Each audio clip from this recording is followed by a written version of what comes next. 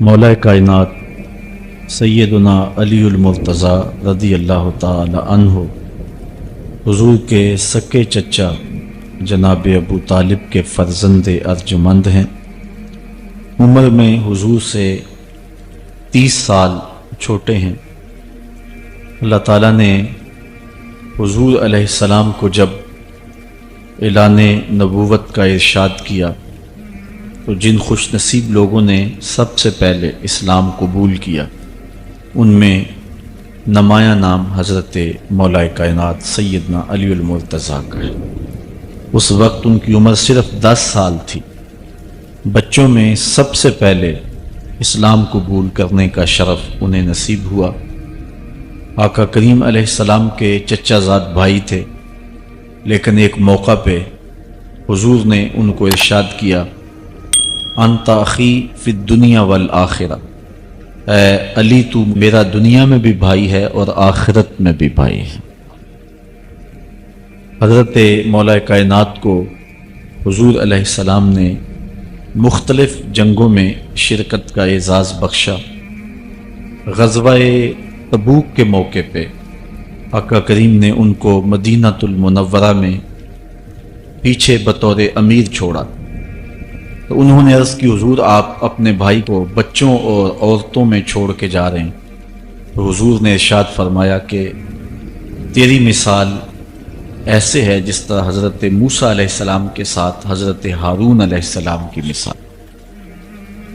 حضرت مولا کائنات کو حضور نے یمن کا حاکم اور امیر بنا کر بھی بھیجا تھا، اور ان کے ساتھ رشتے کی گہرائی یہاں تک ہی نہ رہی بلکہ حضور نے اپنی لاڈلی صاحبزادی حضرت سیدہ فاطمہ الزہرا رضی اللہ تعالی عنہا کا نکاح بھی حضرت علی المرتضیٰ سے ہی کیا۔ ہجرت کی رات اپنے بستر پہ انہیں لٹایا۔ آقا کریم علیہ السلام نے ان کے لیے بہت سارے اعزازات قائم کیے، اور ان کے فضل و شرف میں بہت ساری احادیث ہیں جو کتب احادیث میں موجود ہیں۔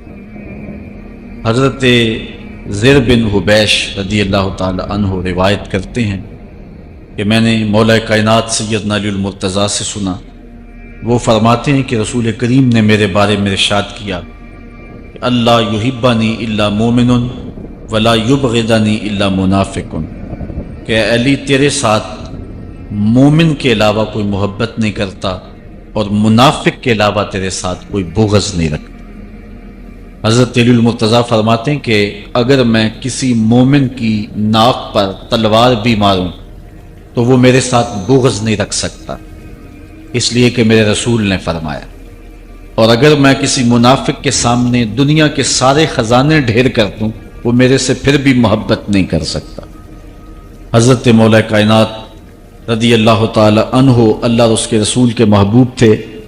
غزوہ خیبر کے موقع پہ حضور نے ارشاد فرمایا، حضرت سہل بن سعد سے روایت مروی ہے، لَأُعْطِيَنَّ هَذِهِ الرَّايَةَ غَدًا رَجُلًا يَفْتَحُ اللَّهُ عَلَى يَدَيْهِ يُحِبُّ اللَّهَ وَرَسُولَهُ وَيُحِبُّهُ اللَّهُ وَرَسُولُهُ۔ فرمایا کہ یہ کل میں اس شخص کے ہاتھ میں پرچم دوں گا کہ جو اللہ اس کے رسول سے پیار کرتا ہے اور اللہ اس کا رسول اس سے پیار کرتے ہیں، اور اللہ اس کے ہاتھوں سے فتح عطا کرے گا۔ کہتے ہیں اگلے دن ہر شخص کے سینے میں دل مچل رہا تھا کہ حضور ہمارا انتخاب کریں اور جھنڈا ہمیں عطا کر دیں، لیکن فرماتے ہیں کہ حضور نے ارشاد فرمایا، این علی بن ابی طالب، علی بن ابی طالب کہاں ہے؟ تو ہم نے عرض کی کہ حضور ان کی آنکھوں میں آشوب ہے۔ فرمایا انہیں بلاؤ۔ بلایا گیا تو حضور نے اپنا لعاب دہن مولا علی کی آنکھوں میں لگا دیا، بیماری دور ہو گئی، اور پھر حضور نے ان کے ہاتھ میں جھنڈا دیا اور اللہ نے اسی دن ان کے ہاتھوں میں فتح عطا فرما دی۔ حضرت زید بن ارقم رضی اللہ تعالی عنہ سے روایت مروی ہے، اس کو تھوڑے سے الفاظ کے فرق کے ساتھ حضرت برا بن عازب نے بھی روایت کیا، ترمذی میں یہ حدیث ہے، اور یہ کسی ایک صحابی سے مروی نہیں ہے۔ اس حدیث کی شہادت 30 صحابہ نے دی۔ بعض علماء نے لکھا ہے کہ یہ حد تواتر تک پہنچتی ہے، اور یہ صحیح ترین حدیث ہے۔ 30 صحابہ نے یہ حدیث حضور علیہ السلام سے سنی اور اس کی گواہی دی۔ حضرت زید بن ارقم رضی اللہ تعالیٰ عنہ روایت کرتے ہیں کہ حضور نے ارشاد فرمایا، من کنت مولا ہو فعلی مولا، جس کا میں مولا ہوں اس کا علی مولا ہے۔ حضرت عمران بن حسین روایت کرتے ہیں کہ حضور نے مولا کائنات سیدنا علی المرتضیٰ کے بارے میں ارشاد کیا، ان علی منی وانا منہ وہو ولی کل مومن، علی مجھ سے ہے اور میں علی سے ہوں، اور وہ ہر مومن کا ولی ہے۔ حضرت ام سلمہ